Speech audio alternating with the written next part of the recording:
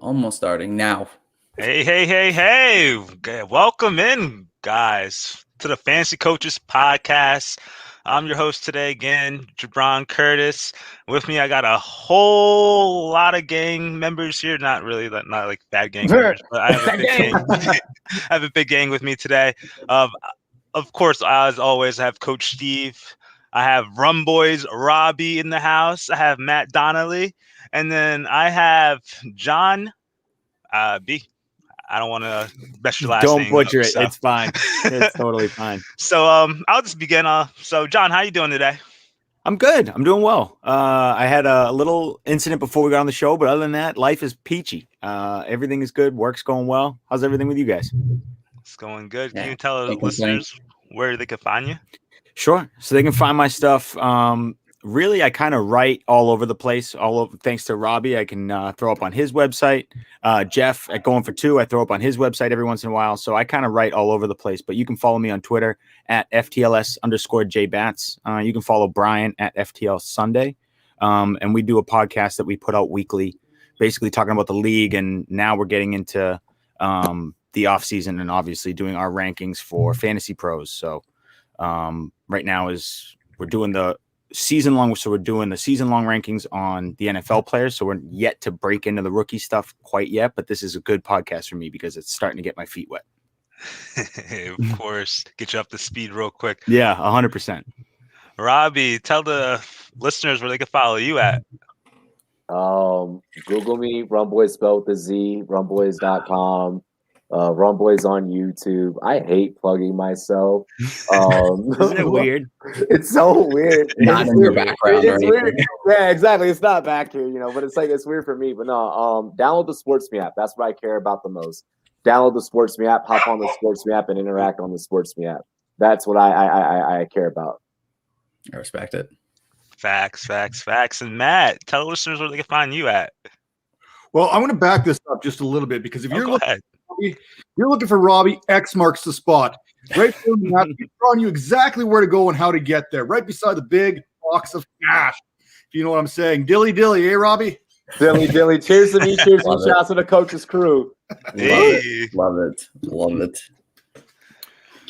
You'll catch me at Burger King a little bit earlier than you'll catch Batsy out there. So I just came in. I know Bats likes to go there about 3-4 o'clock in the morning. We've had those conversations before. So how you like my mustache, by the way, Matt? It's coming. I shaved it just for you. Thank you. I like. I want to give you. You got a nice little lip. It's a nice going for it. I was shaving and I went, wait, I'm doing a show with Matt tonight. I have to leave the mustache. It's leave it on. Yeah. Well, Matt got the better mustache. He does. I'm thinking about letting the beard go again, like shaving the beard off, keeping the handlebars. You can kind of see where the gray kind of stops. Even the gray respects the mustache. Yeah, at the stash. Hey, at least that makes one of us because my gray hair don't respect shit. I mean, I was sitting in the barber hair. I was in the barber chair the other day, and literally, I just see nothing but gray hair falling out. I don't even see black hair falling out. I just see gray hair, and I'm just like, oh Lord. Oh, I was like, take it down. I was like, take it down to 1.5. So one thing that most people don't know about me is I got in a fight with Aaron Donald as well, and he knocked my hairline all the way back. So, so that guy got off pretty easy. Mine went all the way back. Okay. You can catch me over at DynastyVipers.com, at Matt Donnelly FF. We are putting out rankings. We got their YouTube channel going. Work with IDP guys, putting out that draft magazine, which we're going to touch a little bit on a little bit later. So, okay. Well, love it. Everyone's in order now, so we're going to get to the news, and I'm going to keep this quick because we want to get to these deeper wide receiver prospects that are coming up in this draft. But for today, the NFL announces the first phase of the offseason programs will be strictly virtual, and so far the Lions, Buccaneers, Broncos, Seahawks intend to forego their voluntary workouts due to COVID. I guess the impact of COVID in their states. Smart idea. You'll probably see more teams follow that. James Conner signs with the Arizona Cardinals. Chase Edmonds, we'll see how that goes with him. And then Giovanni signs with the Tampa Bay Buccaneers, which is a crowded backfield. So, real quick, guys, what do you take of these two backfields? These are flex plays at best anyways. Like, I'm trying to get any of these as flex plays. Yeah, all of you zero RB truthers out there are probably super happy. So good on you. I'm with Robbie on that one too. It's kind of like it's a mess. And if somebody emerges as a weekly flex option, great, but that's kind of the best scenario. I don't see anyone really breaking out and being an absolute stud on your fantasy roster. I mean, prove me wrong. Maybe I'm wrong. But I just think it's going to be a lot of monotony, because Kyler is also another one who's going to step in and steal a lot of red zone threats and red zones touches. So watch Kyler sneak 10 scores in, and that changes the dynamic a ton. Arizona's offense quickly becomes Buffalo's offense here in Aaron underneath the third year underneath Murray. So I'll take this one step further, because fat dudes need love too, right? we talk about keeping – the biggest thing about free agency is keeping your best players in-house. They went off. They re-signed Calvin Benjamin in Arizona. They went out and they picked up Brian Waters. They traded for Rodney Hudson for my Raiders. They kept Justin Pugh, DJ Humphries there. This line is looking pretty good. It's quickly becoming one of the better lines.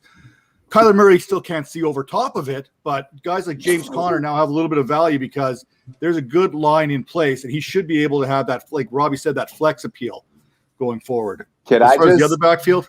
Go ahead. No, I just want to say that doing fucking pods with Matt, especially as someone that drinks during pods, is super hard.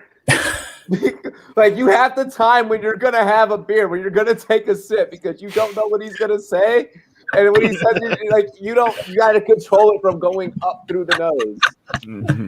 Oh God, love all the. It's gonna be a long show. It's gonna be a great. It's gonna be great. Good one. Yeah, I mean, you're not touching Tampa Bay Buccaneer field. I mean, backfield now. I mean, there's just too many mouths to feed there. I mean, at this point, it could be anyone's game. I think you take your lowest bet and hope one of them breaks out or whatever. In terms of the Arizona backfield, definitely helps James Conner out a little bit there to have relevance.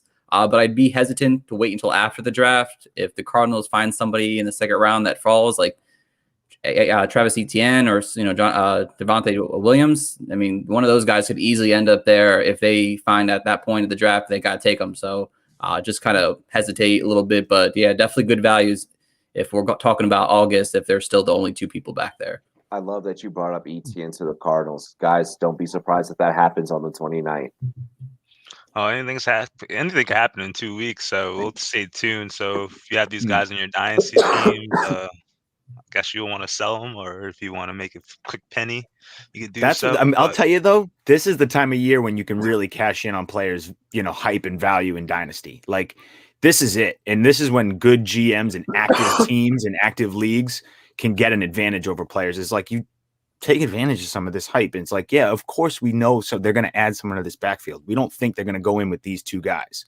So if you think that there's a guy in your league that does and wants to pay up for a Chase Edmonds and give you, XYZ, then for sure, go for it. Like, I literally, what's funny, I literally was looking at one of my rosters today, and I have in one of my dynasty teams, the team that I just won a championship with, I have both Connor and Edmonds already on the team. That sucks. That's tough. I don't know, but here's the thing. I don't know if it sucks, or I don't know if it's like, well, I don't really need to worry because I already have flex plays. That's true. That's true. I mean, you've locked up a majority of those touches in that backfield. If you believe in that offense. Yeah, well, I mean, just as an experienced fantasy player, I felt more alleviated already having them there.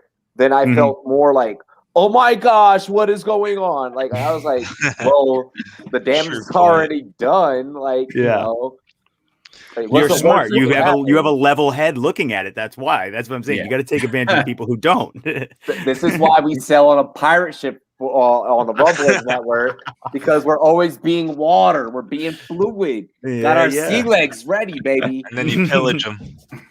Nice. Everyone loves a good Bruce Lee quote in there. I love that. Be like water, but also be like dingus and be cheap, because that's what I do best.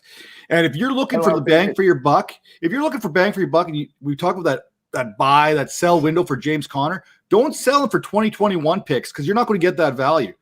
21 picks are as high as they go. You know what? I'll take a 2022 second. Love that. There you're getting your Yeah. value. Great. Love that. That's a good move. Great move. He talks my language. Because no one cares about 2022 yet. Right. No, not at all. I Oh, love you heard Matt, man. We'll get those 2022 picks. for sure. Get them while they're hot. Before they get hot. Before they get hot, you're right. And then for the rest of the measly news, Julian Edelman announced that he's retiring. Josh Dobbs resigns with the Pittsburgh Steelers. Some defensive news for Matt. We got Jadeveon Clowney signing a 1-year deal with the Browns. Aaron Donald has assault charges filed against him. I think Matt kind of got in a fight with him, so we'll see how that one goes. Let us know. Carl Joseph reunites with the Las Vegas Raiders, and Vince Williams resigns with the Pittsburgh Steelers. So that wraps up the mediocre news until the NFL draft starts, guys, or some other crazy defensive player gets signed. But let's get into the rookies. Let's go. Let's get started with the rookies. Let's go, baby. Number 1 on this list is the man out of LSU, Jamar Chase. Steve has him 2. Matt has him 3. Robbie and John have him 1. So, Steve, I'll let you go first. You're in the middle. You can start us off. Oh, wow. I mean, I guess so, yeah. So, when it comes to Jamar Chase, honestly, these top 3 are probably all neck to neck for me. Jamar Chase, I mean, he's just a playmaking type of wide receiver. I really love what he's able to do with his game on the field there. I mean, he's fast. He's kind of just like a whole package.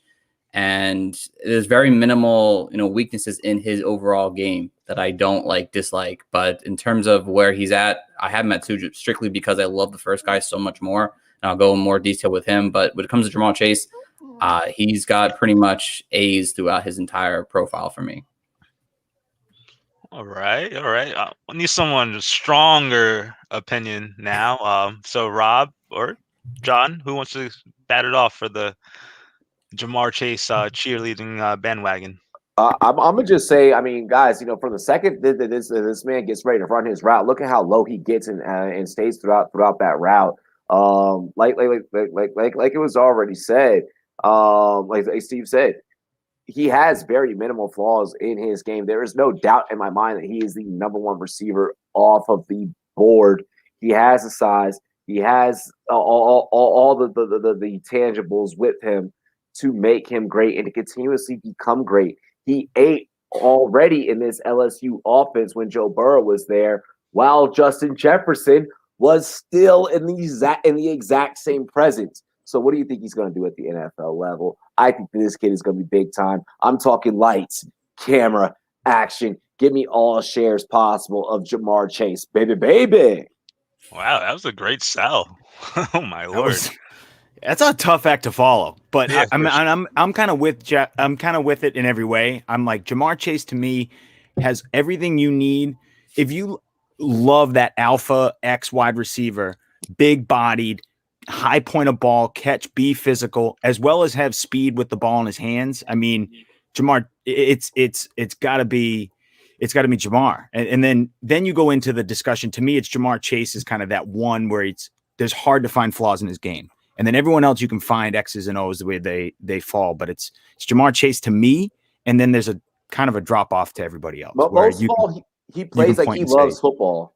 Yeah, of course.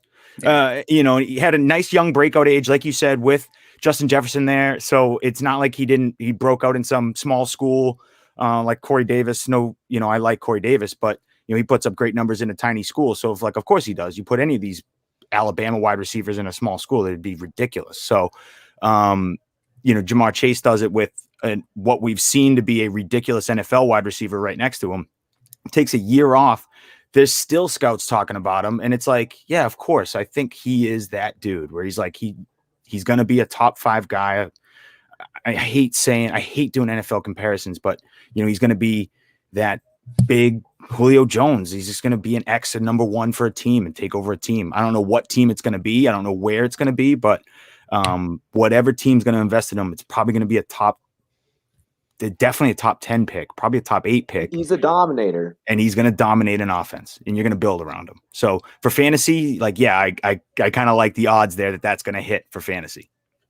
Okay. Well, Matt, you had him 3. I know you don't hate him, but can you tell the listeners why you have, a slight concern or a slight issue with them? Okay. Like Coach said, the top 3, I think you can interchange them any which way. I'm not going to argue if you have him at 1 and the 2 guys I have above him below him. I'm not going to argue that very much. But for me, he has that alpha build, that 6'1", 200-pound, what you're looking for. But on the flip side, has he dominated as being the big dog? Because he did have Jefferson there. So I haven't seen him dominate and be that guy. We all thought Tyler Boyd could be that guy. But guess what? Tyler Boyd was not that guy unless AJ Green was in the lineup. So I do have questions about Jamar Chase. And yes, I am a Bama fan. That's why there's 2 Bama receivers above him. And I don't like LSU. But game knows game, and he's a great player. But there's going to be those questions about him. And here's my my go-to. I sat down and I talked to Eric Crocker from the Croc Report, and we talked about it. I'm like, Croc, you're a DB. You played at the NFL level. Who of these 3, who would you rather cover? And he said Jamar Chase, because the other 2 are so shifty off that line, it makes it difficult for a defender to stay with them. Their size, it's their size that makes it a lot harder too, because you're talking about, and some of the other guys we're going to talk about, one of them especially is significantly smaller. When you have a smaller hitbox, even if you take a sport like boxing or MMA, we have a smaller hitbox. If it's hard for me to even jam with you with one hand, I'm going to have to now, if I want to pressure you a man, I'm going to have to play you close with 2. But you're going to be too fast and too shifty off that line, to where it's just best in that case for me to maybe just play back and play zone, which now still puts me at a disadvantage, because you're still fast. You're going to go low throughout your route, and then everything else from there is just all on you to sell. So yeah, I see that. I see that take. I understand where you're coming from, Matt. And when you said Eric, I think you and I, we've been in some of the film sessions together. I was like, yeah, he's correct. He's not wrong. And it's not a knock on Chase. It's just I like the other 2 a little bit better. So that's kind of where I'm at. It's not like Chase can't do it. He's going to win the ball at the point of attack, just like the other guys. Let's look at Devonta Smith. He's got that reach. He might only be so tall, but his reach, he's like a condor, man. He's got like an 88-inch wingspan or something ridiculous. It is bizarre. That's it's so big. Very true. So true. All right, well, that wraps up Jamar Chase, but we're going to get into the Alabama boys. Jalen Waddle, consensus number 2 between all y'all. And Matt, you ended the last one. You have him number 1, so I'll let you take the open argument on him. Your case. Okay, so Jalen Waddle is about 5'9.5", not his listed 5'10". So let's kind of bring that back a little bit. But he's still at 185, 190 pounds. So he's not a small guy by any stretch of anyone's imagination. Controlled speed. You see this guy get the ball in his hands. He's not concerned about anything. He's weaving out. He is a kick returner as soon as that ball's in his hand, except he's doing it on a slant. And that's really difficult to defend. Now, watch back to the first 4 games of the season before Waddle got hurt and Devonta Smith took off. First off, Devonta Smith does not win the Heisman if Jalen Waddle's in the lineup. I think we can all agree on that. Yeah, it's a guarantee. But now you watch those film early and you see where the coverage gets rolled, particularly the Georgia game. All the coverage in the Georgia game was rolled over to Jalen Waddle. That's telling me Georgia was more concerned about what Waddle can do to him, what Devonta Smith can do to him. And Devonta Smith could do some damage. Let's not kid ourselves. But Waddle is the real deal. Like I said, 5'9.5", 185, 190 pounds. But the speed and the control of that speed is where he makes a difference on the other receivers. Because he's in a hurry, but the game is so slow in his head. He is moving 2 steps ahead of everyone else, but it's a beautiful thing to watch. Okay. I have some intrigue in him. John, I'll let you go number 2. So, I mean, Jalen Waddle is, like, to me, what you want in a fantasy wide receiver, right? He's one of those one-touch guys where any play could go to the house. And so for fantasy, we're starting to see that's what you look for, because the ball is distributed so much in offenses, because it's so many design plays, very specific stuff. There's no more of this, Randy Moss, where you're getting 160 targets year in, year out, no matter what. It's rare that you see that. So it's what's a guy going to do with 90 targets? What's a guy going to do with 85 targets? And it's like Jalen Waddle can do a lot with a little. So I like Jalen Waddle's ability to stretch a field. I like Jalen Waddle's ability to one-touch sort of every play and go to the house. For fantasy, to me, that's great. The knocks on him, again, is you want your wide receivers to be a little bit bigger in the NFL. That's the only thing. Other than that, Jalen Waddle to me seems like a perfect prospect. If he was 6 feet tall, you'd be like, yeah, this guy's great. This 6'1", you'd be like, forget it. He's a top 5 pick, easy. So to me, I think he's still fine. I mean, we've watched plenty of wide receivers, Deshaun Jackson in the past, be fantasy relevant and have huge weeks. If you're telling me Jalen Waddle can do that type of damage for the next foreseeable future, yeah, I think Jalen Waddle has that ability for a team. Okay. Hit him, Robbie. Go ahead. Yeah, so for me, it's everything that these fellows said. The way he goes up and gets the ball at his highest point, and he does it at a height of 5'9", that's absolutely incredible. Again, I'm going to say exactly what I said with Chase about Jamar Chase, that this guy, he plays the game like he loves to play football. I'm also, mention.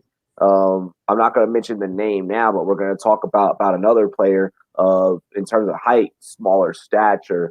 We're going to see these small guys in this class that are so explosive, and that this is going to be the new wave and the new style of NFL football that we're going to be getting accustomed to. So, I mean, I want to be when we're talking about some of these guys' measurables, I just want to be the person on the panel to tell everyone at home to toss that shit out the window right here, right now. Because this is the NFL, baby. This is genetics, okay? This is the way that things happen, all right? We were all in high school. Some of us went to high school with a couple of these players, or either players of teams past, and we understand. Sometimes, with special diets and things, we don't put GMOs in our food anymore. Workout programs are different. Some of these guys are becoming leaner and faster. The game is changing. So just everyone at home, toss the measurables out when you hear, 183, 170, or a guy standing at 5'9", 5'7", at the end of the day, these kids can play football. That's a damn fact. Steve, go ahead, Matt. No, I just wanted to kind of touch here on Robbie's point. These kids are missing out. Like when I was growing up, lead and mercury were like part of your diet. They came in like all your meals. So these kids are missing out on the good stuff. Yeah. So much mercury. So many tuna fish sandwiches growing up. I had so much mercury. The cafeteria cheese sticks, bro. Peel and eat cheese sticks. Why are they so thick? Like, why was the width of them joints like, come on, bro? Oh God. Government cheese, man. It does wild stuff. It definitely does subsidize. No wonder I was so fast. All of them be moving at the speed of a bullet train. I just ate nothing but fries and pizza for lunch, and I have no idea where it came from. You're missing out. I had the cookies. Yeah. But Steve, chocolate milk and shit. Yeah, go ahead. Let's get this back on track. I'm gonna frame this question since you have Devontae Smith 1, so we're moving, and you have Waddle 3. No. But since you have Waddle 3, what makes you consider him more than Devontae Smith? I mean, what does this Devontae Smith do to you to consider him more than Jalen Waddle? To be honest, it's really close for me still. Like I said, all these three players are like points off from each other. The only thing is that I've seen Devontae Smith do it in the college level full season. And for, like when it comes to Devontae Smith, he's had 1,200 yards in 2 seasons. Jalen Waddle, I mean, he had 500 yards in 2 seasons. Again, he's at 800 yards his rookie year. But he hasn't had that big season, that breakout season. I know he was hurt this year, and honestly, he was on a rampage the first 4 games of the season. Probably would have had over 1,300 yards had he played the whole season, but he didn't. And that's really the only thing that kind of like, hey, why do I have him at 1 compared to 3? And that's really all it is. It's just that I haven't seen Jalen Waddle do it at the college level for an entire season. Again, that might be cheating a little bit, but I've seen Devontae Smith do it and put up the numbers to prove that he deserves to be the number 1 guy on my board in this coming class. I like that a lot. Okay. Just real quick, guys. So, perfect destination for Jamar Chase. Oh my gosh! All right, real quick. You don't have to get all philosophy. Detroit, Miami. Yeah, Detroit. Miami. I was gonna say Miami. Devontae Parker's already down. I love Detroit. I love the Detroit scenery. Oh my gosh, if he could go to Los Angeles, I'm sorry, not Los Angeles where the Rams are. I'm sorry, Carson City. That would be great. Shout to the West Coast. Let's go. Yeah. I like those destinations. Waddle. Ooh. Waddle, I mean, I like him in LA. I like him with the Chargers, honestly. I like him with the Chargers, to be honest. Yeah. Give me a quarterback who's not going to give a shit and is just going to whip it. That's who I want. That's who I want him with. Give me sure. Yeah, put him in Washington with Ryan Fitzpatrick. Have him stretch the field and have the other two play underneath. They'd be great. I like that. They would be great in Washington. Drew Lock listens to Young Jeezy before a game. I don't think Drew Lock doesn't care about anything. Drew Lock doesn't care about a thing. I met, dude. Yeah, I know. Story for a different day. Oh gosh, you're right. Station, Matt. For Jamar Chase, I got to put him with another alpha there. I think he's going to fill that Tyler Boyd type role where he's going to be really good with another big dog on him. Let's say Cincinnati, maybe, if you want to. I think Cincinnati should address the offensive line there, because if you don't have an offensive line, you're not going to get the ball to him anyway. But if you already have that established wide receiver 1, he could be a 1B very easily. I think that's where he's going to have the most success. As far as Waddle goes, you know what? I think of him very similar to a Robert Woods type receiver. You give him on those little jet sweeps, get him in those motions. You know what? Maybe even send him back to Detroit. Let him play that Robert Woods to Jared Goff again and have him kind of do that. But I think he's very similar. He can do very similar things. Tyreek Hill type of role even. Stretches the field because the dude's got speed to kill, and they're going to give him those underneaths. He's going to run behind the line of scrimmage. They're going to give him little cheap little passes for touchdowns that we see everyone get, those half-yard passes. And I think that's where Waddle's going to – you give him that kind of action, I think you're laughing. Hey, I eat off of those little 1 yard half passes. Don't make fun of those. They're best kind of touchdowns. Okay, but back on Devontae Smith, Matt, you had him too. So explain for us your love for him. First off, as Ray Gervin likes to call him, he's the Slim Reaper. Let's call it the way it is. It's a great nickname, by the way. He will end Zone U, if you know what I'm saying. He might not have that. He's still 6 feet, 5'11", 6 feet. So he's still got that height, but that 88-inch reach.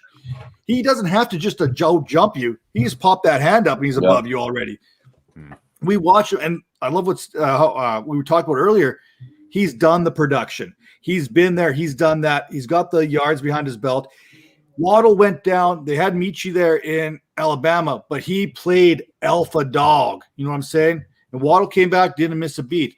Now, the thing I'll say about the Alabama receivers, and Robbie kind of hit it on, they want to play football. Jalen Waddle he did not have to come back for the national championship. He did not have to come back. His draft stock was the way it was. He probably did more harm by coming into that game for his body. He put himself at some serious risk. He wants to win. He wants to play football. Devonta Smith did not need to go to the Senior Bowl. He did not need to go there. He had nothing to prove. What's he do? He goes down there, goes to the Senior Bowl, talks to coaches. That's telling me that kid wants to play. He wants to talk. He wants to be there. He wants to get his nose in that playbook right away. For me, that's why he's number 2. And like I said, these guys can switch back and forth. And I don't blame Chase for not playing, because I can't remember who the quarterback was there, Max Johnson or Miles Brennan. I wouldn't have wanted to play there either. Let's be honest. But Terrace Marshall did. All I'm saying is Terrace Marshall played. So, you know, I don't want to question the guy about not playing, because he's got to take care of himself first. But Waddle and Devonta Smith, we know they want to get out there. Chase, he's probably made the safe bet there, because he was a top 10 pick no matter how you slice it. And I want to say this really quick. And honestly, this will probably just be my take on it. And I'll just defer to John. I've gotten to meet and interview some rookies. And this class reminds me a lot of the 19 class that I met. Not a knock on the 20 class. I just felt like the 20 class, because the pandemic, had to deal with a different type of adversity that it gave them and is going to give them an unfair chance in terms of production. But with this 2021 class, it reminds me a lot of that 19 class, where it's like these are straight dogs. that are ready to play. You know, you had the Deebo Samuels, the Nico Hardmans, the Kyler Murrays in that 19 class where, you know, oh, they're undersized. Oh, well, I don't think this guy's going to do well. You know, Andy Isabella, you know, oh, well, I mean, we've yet to see him pop up. It's a shame, but that's just because he went to a place where they just keep old-ass fucking receivers for no problem, you know, for no reason. Like Larry should have been retired and Andy should have been got an opportunity, but it is what it is. But we're noticing that this, you know, like I said, where we're seeing a smaller stature player and yeah, I mean, in terms of Devontae, all of you out there, they're like, oh, well, he's 170. Oh my gosh. Well, I guarantee my ass at 165, 170 would completely just mosh you, and even at 30 years old, and would show you some shit because I actually study and I play the position. It's not any slight against anyone as a player or anyone, but it's like, you know, it's easy to look down on these kids, you know, and talk shit about these kids when it's like you haven't spent the time perfecting a position like these kids. I mean, for those that have and that have actually done the work, I mean, I give props to Devontae Smith, but I do have to put him at 3 just because in the category of the other 2 that we talked about previously in the show, I am just going to knock him for the measurables a little bit just because I hung up my cleats at 28 because of my measurables, and that was in semi-pro. I can only imagine how much harder it is to get hit in the NFL. I don't get a shot at Total. Valid point. So I have him at 3, honestly, and I'm splitting hairs with Jalen Waddle. If you were asking me, if this wasn't a fantasy football show, if you were asking me just NFL draft, who I think is going to go first, probably Devonta Smith. Like I probably think he's probably number 2 for me. But for fantasy, I like Jalen Waddle a little more. I just like his speed a little more. But Devonta Smith's got everything you want. Same thing with Jamar Chase. He's got that alpha prototypical, going to be a team's number 1 wherever he goes. It's going to be a high investment. So I'm expecting an offense to really feature him and feed him. He's going to be beginning of a first round pick. So that's pretty high. Calvin, Robbie number 2. Robbie should be 2. I was sitting there. I was like, "Yo, who Robbie?" And then yeah. I was like, I had to think about it for a second. I was like, Robbie, Rumboyz, Robbie. Obviously, I know should have been 1. Yeah. Oh hell no! That's kind of my only thing on Devonta Smith. I think he's fine. I think he's totally fine. I just happen to like Jalen Waddle a little more for fantasy purposes, and I like Jamar Chase as a more complete receiver, NFL ready receiver. I think Devonta Smith could walk in. If he walks into an NFL team, they add 10 pounds to that kid, and he's 182, which is totally possible. Yeah. He could play at that and be fine, and be beyond fine.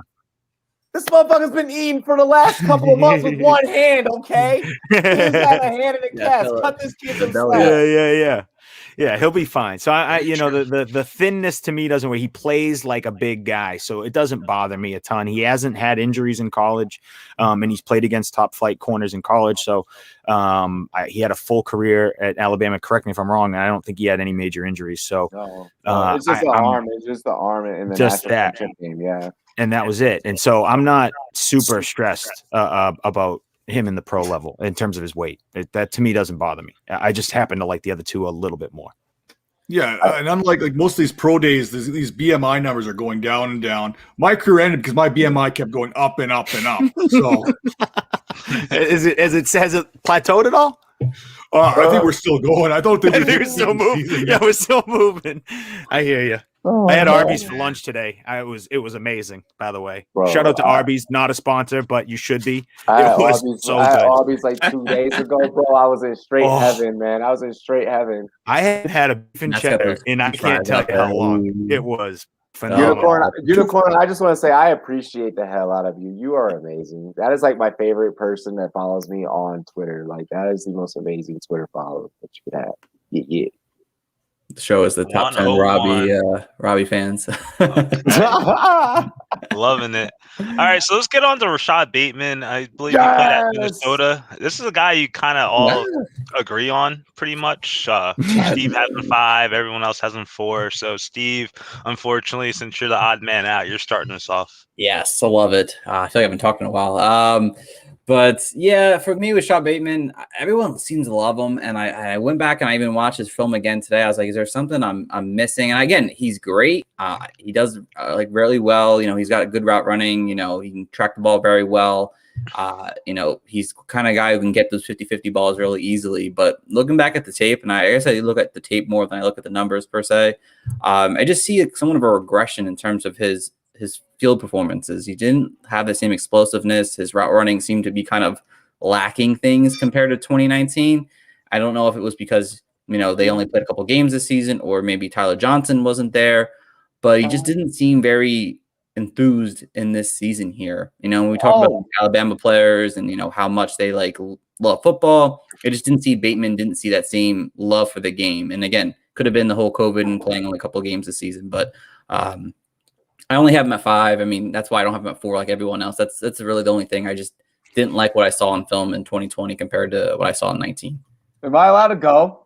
Yeah, Robbie, tear his ass up. So 4.5 yards between him and corner whenever – dog, are you serious? This man creates separation damn near just as good or better than the previous 2 that we just talked about. Like, you're kidding me. You're kidding. What film are you watching? Like, I mean, I have him at 5. I mean, it's not horrible. I could say 10. It would have been like, but the analysis that you said, the way that you made it sound like he's a 6. Okay, like a 7. All right? Like, bro, Rashad Bateman gets 4.5 yards between him and corner. A quarterback – Big Ben, put it this way. Big Ben had 2.1 to 2.7 in a half seconds, or whatever the case, to be able to release the ball. Okay? That is from the moment that the ball is snapped. That is how much time he had. You are grateful for most quarterbacks, and what you want for most quarterbacks is to have 3 to 3.5 seconds. Big Ben would love to have Rashad Bateman because you know why? 4.5 yards of reception. I know who that. 4.5 yards of separation. I know exactly who the hell I'm tossing the ball to. If Rashad Bateman goes to a team where the quarterback just does like crazy Patrick Mahomes shit, but not on that same level where he just magically completes it, it's magically delicious.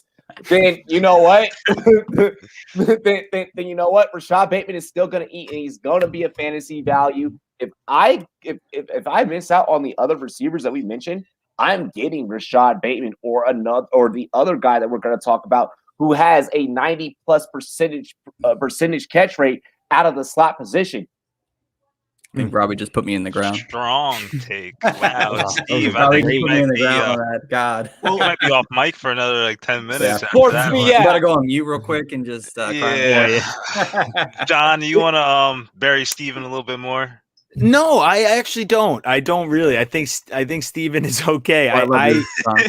So Rashad Bateman to me is someone who speed is his track speed, his long speed is pretty amazing for the thickness. He's 200+ pounds and he's got this track speed. So that's pretty good to see. I love him as an athlete. I love him as a prospect. The reason why I have him at 4 is just again I have Jalen Waddle is again one touch craziness. Devonta Smith, to me, has a little bit more production on film. And Jamar Chase, again, just production on has everything. So it's just, again, that to me is even, like I said, there's a drop-off at Chase. Now I think there's an even bigger drop-off after Bateman, where I think we're talking about guys who are questionable for if the success rate goes way down, I think, after Bateman, if you ask my opinion in some of these rookies. And that's just, I think it's because of a ton of different things with each guy, but I after Bateman, like Robbie said in rookie drafts, after Bateman, I'm probably shying away from wide receivers for a little bit. Can't fault you for that. Matt, John didn't take the aggressive route in burying Steve. Would you like to finish him off? Well, finish him. Finish him. Mortal Kombat coming out in like a week. That's a sponsor. So first off, if he goes to Pittsburgh, at least Roethlisberger won't have to worry about him dropping passes like some other receivers they got there. Now, as I'm sitting here, I had Bateman at 4. I think I'm going to put Bateman at 5 because I'm looking at what I had him at before. Coming into the season, he was 6'1", 210 pounds. Over the course of the year, he shrunk 2 inches and lost 20 pounds. He's now 5'11", 190. By the end of his rookie season, he might only be 5'9", 180. So this is a concern for me. This is a huge red flag. If you're going to continue to shrink, you're going to be out of the league. You're going to be like Darren Sproles size by the time you're in your second year. Like, I can't have that in my wide receivers. Terrace Marshall is still a dude. Like, he's a big dog. He's 6'3".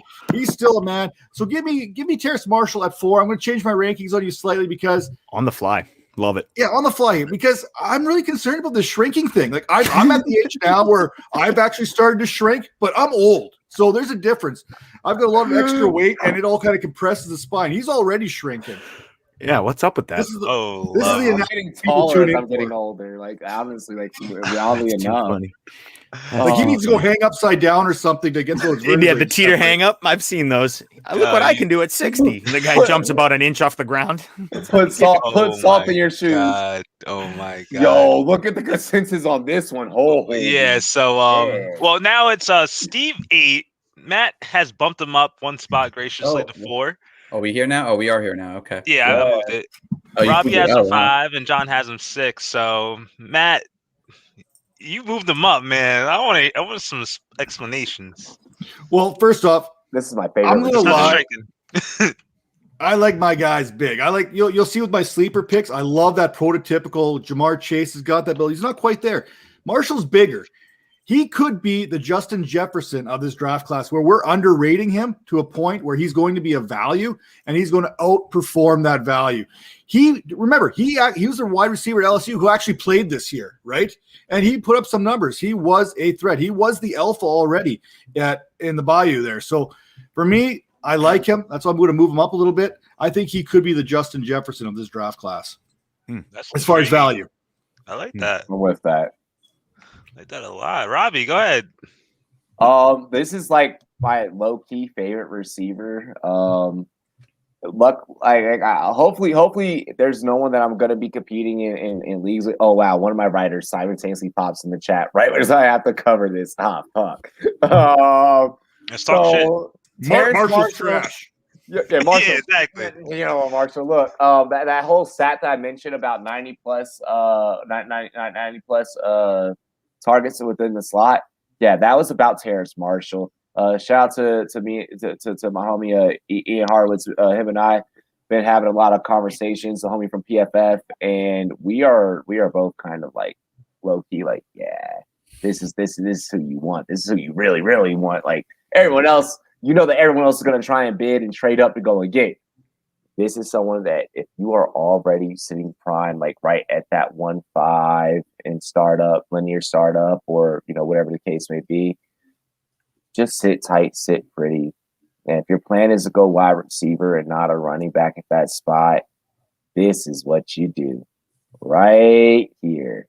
If everyone else starts going receiver, or you can even, what I've been doing in a lot of my rookie mocks is I've been able to get him in the second round, right when the 12 ends, because everyone's trying to get the QBs early. They're trying to get their Trevor Lawrences, their Fields. They're doing the typical NFL draft. When this comes back around to me at the second round, I'm grabbing him before anyone else can grab him. I'll be either making a trade up to go and get him, or I'm just grabbing him. Terrace Marshall needs to be rostered everywhere. The key to the wide receiver position in fantasy football this year is the slot receiver. Mark my words, he's going to be a guy. I agree with that last part, by the way, wholeheartedly, that fantasy football production out of the slot has changed dramatically. It's just the NFL, the game out of the slot has changed dramatically over the past 5 years. So the fact that he wins and can play out of the slot to me is very nice. And it's why I like him. Like, that's great. He's going to get mismatches. He's going to get the advantage basically right away off the ball. So Terrace Marshall is great for his value, for his sleeper, if you can get him at his value, which I think is in rookie drafts, a second round.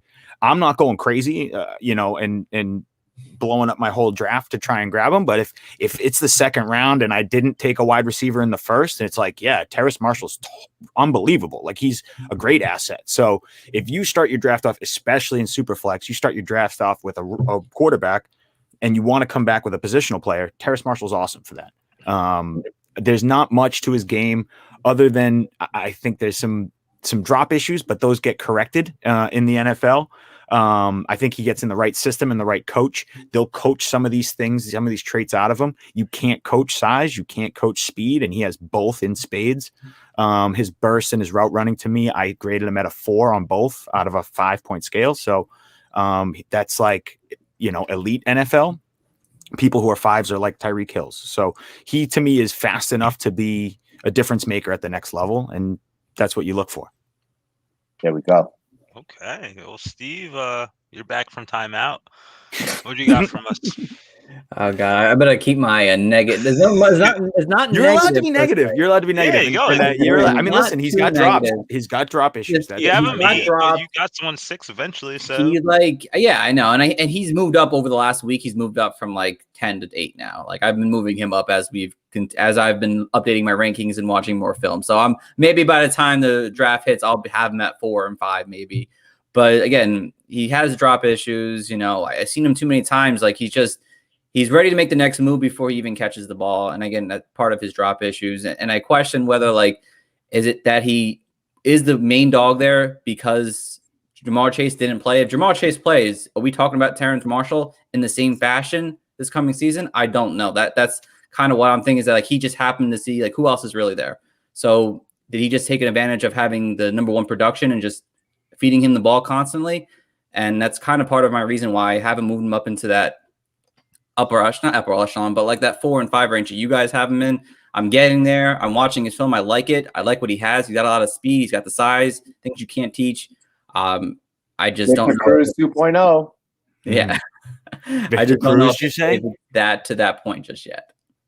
Yeah, you see it, John? Robbie. Victor Cruz. I'm ready to sauce against all over my fantasy leagues, dog. Victor Cruz.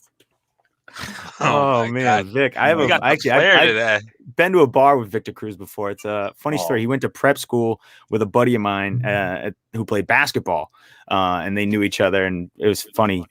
We bumped into each other at some bar in Boston. Great guy, Victor Cruz, unbelievable guy. I heard that dude can smash some tequila, bro. Oh my God, we were annihilated. We were. I don't know how R-rated we want to go. We were in a club. We were like bottles over our heads in a club. I'm like, dude, I don't belong here. I really just don't. My buddy, I love him to death. He's in my wedding. He's like 6'8", almost played in the NBA. He's huge. I'm with Victor Cruz, his posse. I'm like, what am I doing here? I don't belong. You're living life. I don't belong in this nightclub right now, but I played it up 100%. I was drinking, grabbing girls. It was wild. It was a wild night. Victor Cruz is he's a G. My wife has heard the stories on my podcast, and she's like, "We're going to LA this summer, right?" I'm like, "You ready for this shit?" You get into where I get into.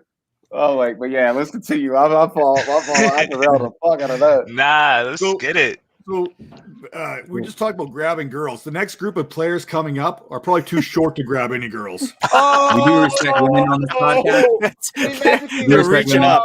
Any women listening, we do respect women. Yes, 100%. Sorry, by the way, I'm grabbing is in they were attracted to me because I was being polite and friendly and offering drinks. So I was grabbing them left and right, hey, come on up to the table and get some drinks with us. It was very friendly. It was nothing malicious.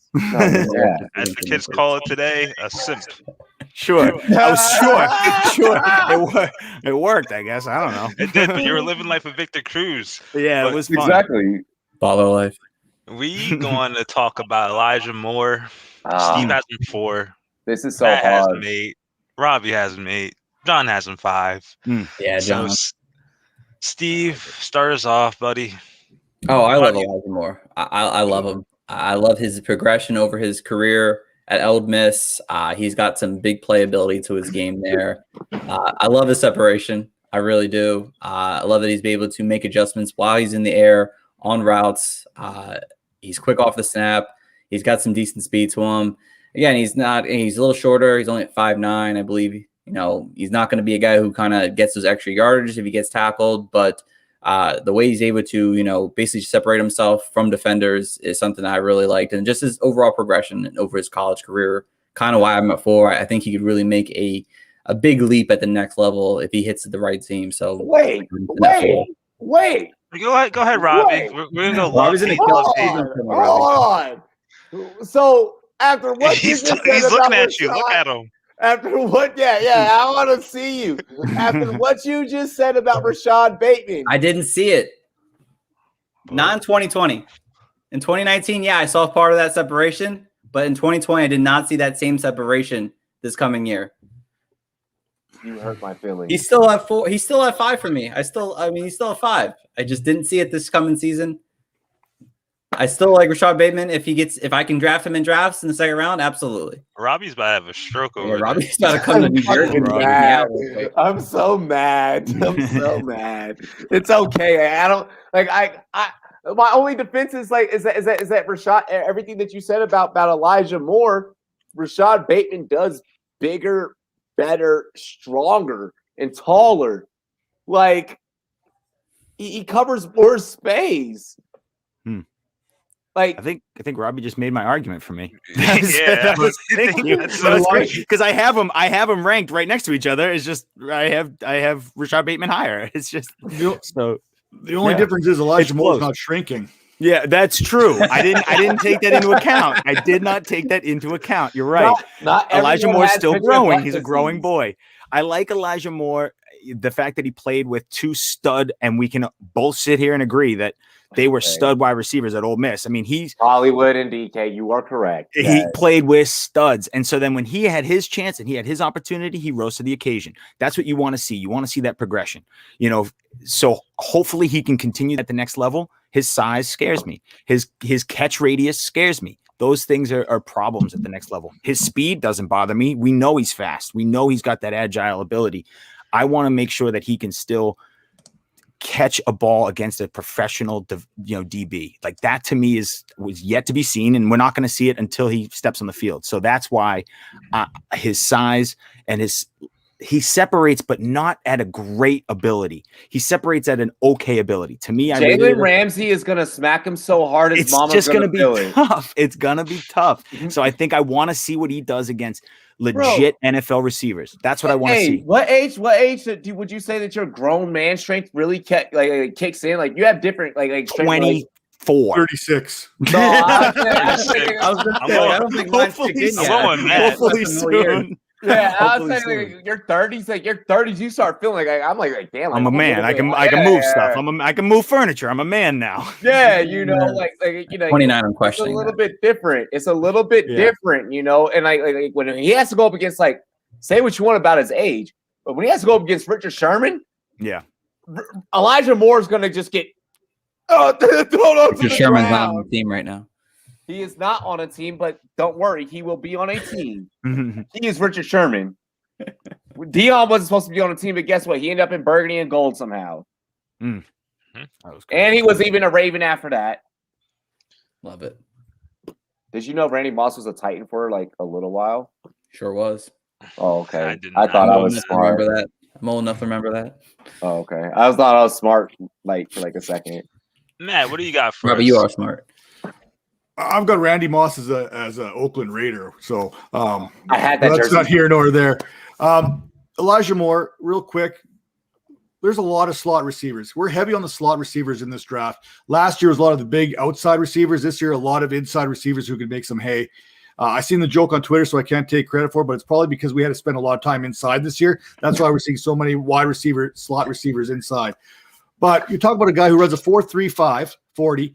And to kind of touch on that wingspan, it's only 72 inches, so he doesn't have that reach. So he beats you with some sudden moves off the line of scrimmage, and that's how he's get that separation. If he doesn't get that separation, he can't get off of it, right? The size is just not going to be there for him. He is 5'9". He does come in at 180 pounds, give or take, depending on who's weighing him, which is right up there with some of these other receivers we're talking about. So we've got a lot of smaller, quicker, shiftier receivers in this year's draft class. He fits that mold. Going with the Tylan Wallace, the Rondell Moore, like on and on. I can keep listing the names. And these are guys we're going to see in the top 10. I think the reason why I'm probably hating on Elijah Moore a little bit is because he just reminds me too much of myself when I was playing my first year semi-pro in the Air Force. Like that's when I was like, nah. Like when I saw that him on film, and I was like, kind of looking at myself, nah, you ain't it, bro. Elijah Moore real quick. The only guys catching touchdown passes my size are tackle eligible. Oh, oh man, the fridge spice today. Fat man dance. Hey, I love Matt and John. Like all of us, like we've known each other for like a hot minute around the circus. Like it's like crazy to like all of us be being guests together and not hosting each other. This is different. Yeah, it's a family pod today. Family pod. We do family things here. Well, we're getting into the aforementioned Randall Moore. Oh, man. I'm gonna get killed. I'm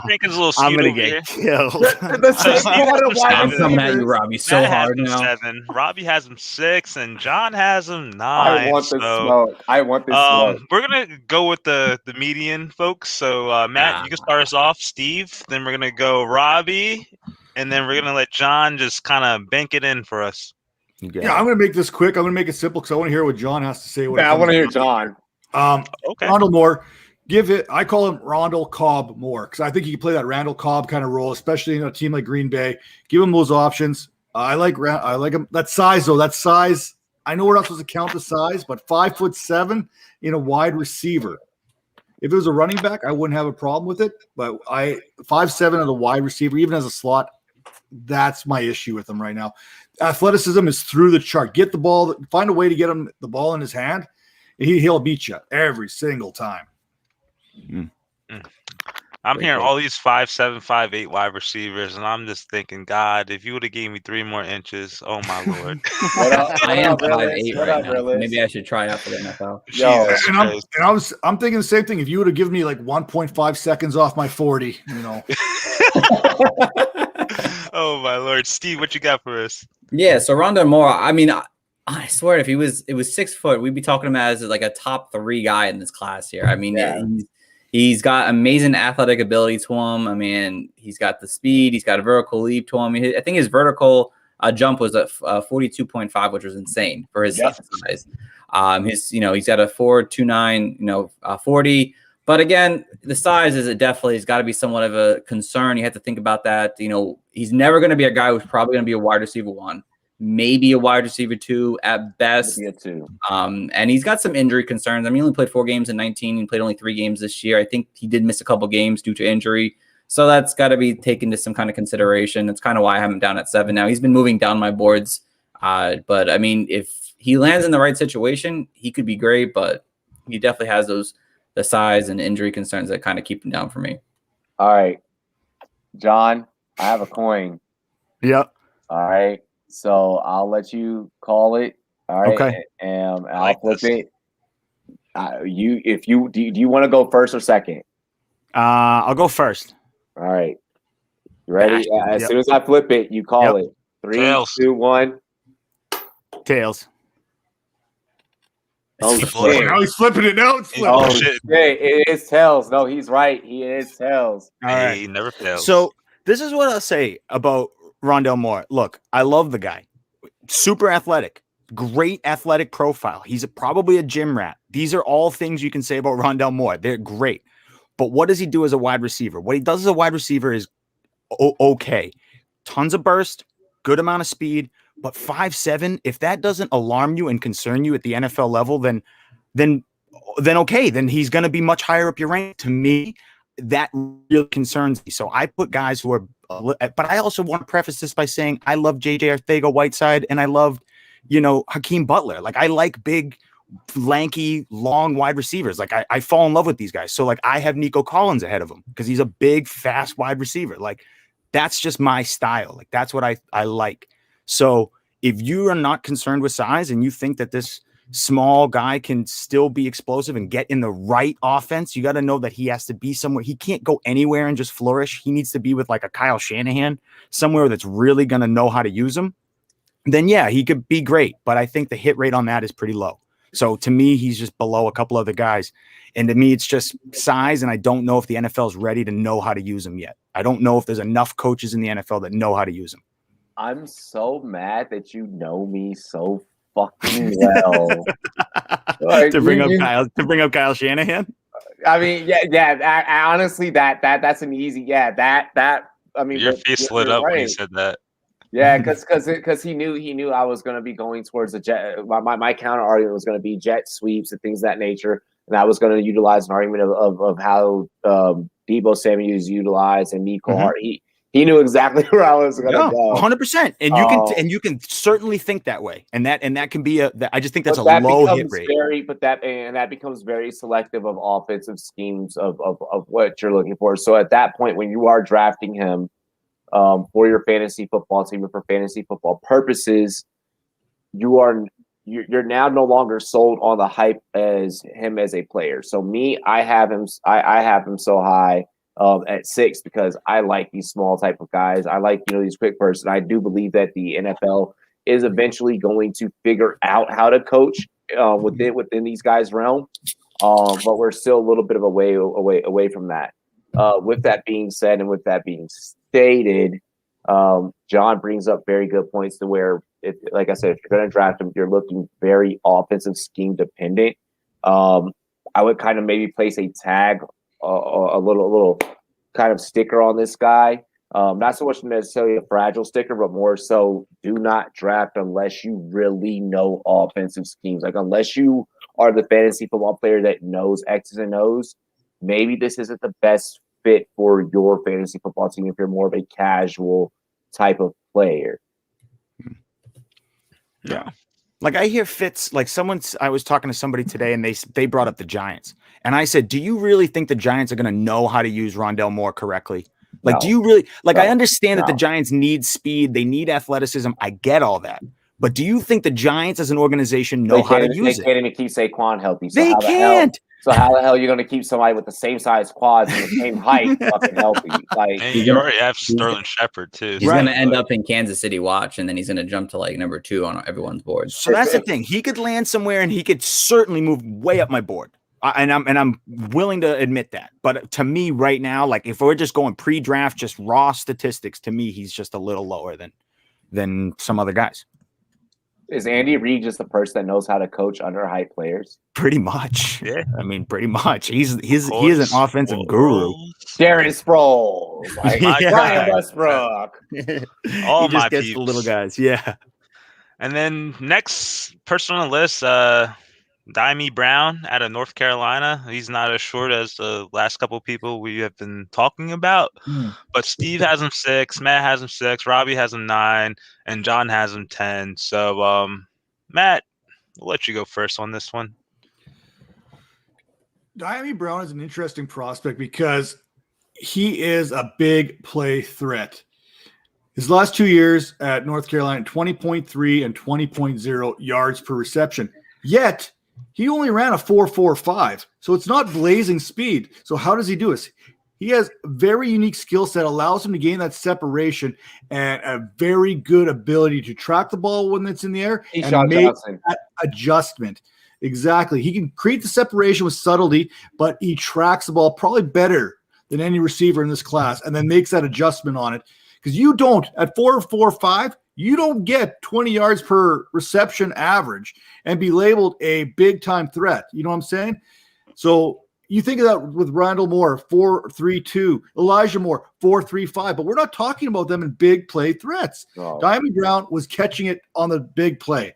It wasn't like on those quick hitters, the slants, and this and that where he's taking to the house. He was beating his guy one-on-one, taking him down the sideline, taking the post, taking on the fades, whatever you want to look at it, and that's how he made it say. So for me, I'm looking for him to continue that, especially with pro quarterbacks, and he won't be the number 1, so he won't draw the top coverage. He's not going to get your Richard Sherman. He's going to get the number 2 or number 3 corner, and he is going to make that guy look silly at the next level. Yeah, I gotta agree with Matt. I don't think there's really any way to disagree with that take.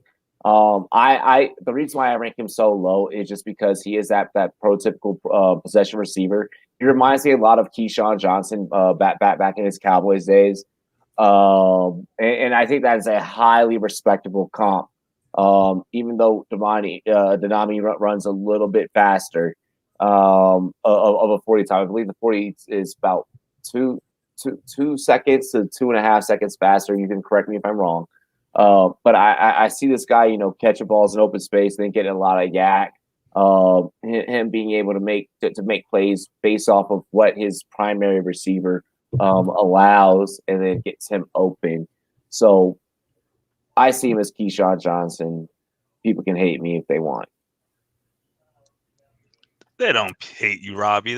People love you. What are you talking about? Yeah. Well, Steve, I don't think you spoke. Yeah, no, I'll go real quick on this. Brown, I like his talent a lot. I mean, I think Matt kind of summed up everything I really do love about him. His adjustment, the way he's able to track the ball in the air. I mean, he's got a ton of potential. Back-to-back 1,000-yard seasons here. I mean, he's quick off the line. He's quick into his breaks.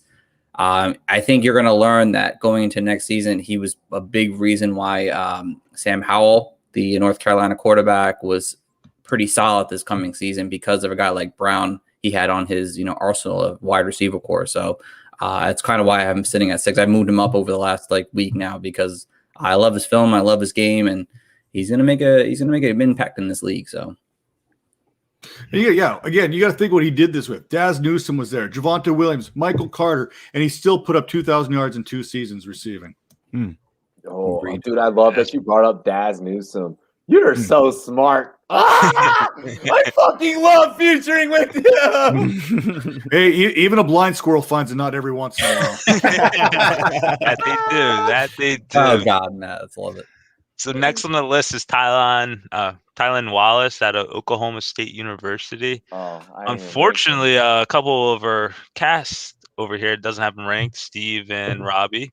Matt has him 9, and John has him 7th. So, John, you kick it off. I think he's sort of kind of everything you want in a receiver. He's a jack of all trades, master of none. He can do everything, very well. He can do everything at an NFL level. I think that'll be, I think he can walk in and be a team's number 2. We've talked about earlier, be a Tyler Boyd for a team. Literally just, if he's opposite an alpha, I think he will thrive very well. Same way we watched Corey Davis do it opposite AJ Brown. They can do everything very well. They don't do anything special. So he won't really be the guy who you looked on, who's built around. But he is someone who can absolutely help someone day 2 in an NFL offense. And I think he will. I think he's going to get stepped in pretty quickly and get acclimated pretty quickly because what he does, gets off the line quick. He has that fast twitch muscles to get off the line. He's fast. He's got that track speed to beat people with the ball in his hands. And he can track the ball the way you like Donnelly Brown, the way you like Kadarius Toney and some of these other, short, fast guys who can track a ball. I think he can do that very well. His body control is amazing around the goal line and around the boundaries. So for me, he's a complete, I say complete receiver in air quotes. He's complete, but it's just everything is at a little bit level below. I think he might get in and might take a step forward, and all of a sudden he becomes this. I hate saying it, but the same ilk of a Tyreek Hill becomes this big team's alpha, team's number 1. But again, I just where his floor is to me is like a team's 2, and I think he's going to be just fine as a team's 2. Corey Davis to me, he's going to be just fine in that role. Okay, Matt, have any follow-up opinions on what John said? Yeah, Tylan Wallace basically gets the treatment for me that I got in high school. I like you, but I'm not in love with you. It's kind of how I'm feeling about him because I can still move him down. There's guys like Nico Collins for me, Dwayne Eskridge, guys that are breathing right down his back. He's barely holding on. Amon-Ra St. Brown, I'm thinking about moving up. Like he is really in that spot where I can still move him down, or I don't think he's going any higher than where I have him currently, but he can certainly go lower. And doesn't he just feel like he's going to be overdrafted by the Ravens? Like, am I the only who gets this feeling the Ravens are going to overdraft him and absolutely kill his value altogether? I mean, if he gets overdrafted, he is a name that could fly up rookie draft boards pretty quick. And it's like, again, I think you hit the nail on the head, Matt, when you said he is where he's at. He can't go any higher, but he could go lower after the draft. That's the only place that I see him. But you're right. Again, pre-draft, not knowing where he is, he's kind of at his max. Like he's where he's at. But if he goes somewhere crappy in day 2, day 3, it's like, oh, great. Like this is, now I got to deal with this. I think you both made valid points that both kind of go into my point. I typed it into the chat there. Wally Wallace, he just jukes too much in order to get open. I see him at the NFL level having to yeah, I went there. If I were to live it out in motion, he pictures me as a receiver that when he lines up, it takes him too much hand fighting, and then a couple of double moves, boom, boom, boom, boom. Maybe versus a 1-2, it's a 1-2-3-4. Then he's open. Then he gets his break. Then he's now able to explode. And I worry about that because of QB reaction time. So that's why I don't have him listed. Sorry, I stood up and I went through that's just the only way I could explain it. And then that's an ADD. I love that. No, that's one fair. more little thing. I don't know if this plays into it at all, but at some point genetics has to kick in, I would think. And one thing we don't talk about that we're probably gonna hear closer to the draft is his twin brother. His career ended on multiple ACL injuries. Does that trend? Are his ACLs the same as his brothers? I don't know, but I don't think so in terms of an athletic genetic standpoint. But what I do worry about is him being able to run the full tree. I picture him on a lot of, because how long it takes him to get open. I picture him on a lot of shorter routes, a lot of curls and things of that nature, digs, outs, and that's where I like Tylan Wallace to kind of live, just because of the way he plays. Steve. Yeah, I mean, honestly, I think everyone's kind of said everything that I could have said about him. I mean, I don't have him too low off my rankings. I mean, I think I'm at 14 right now.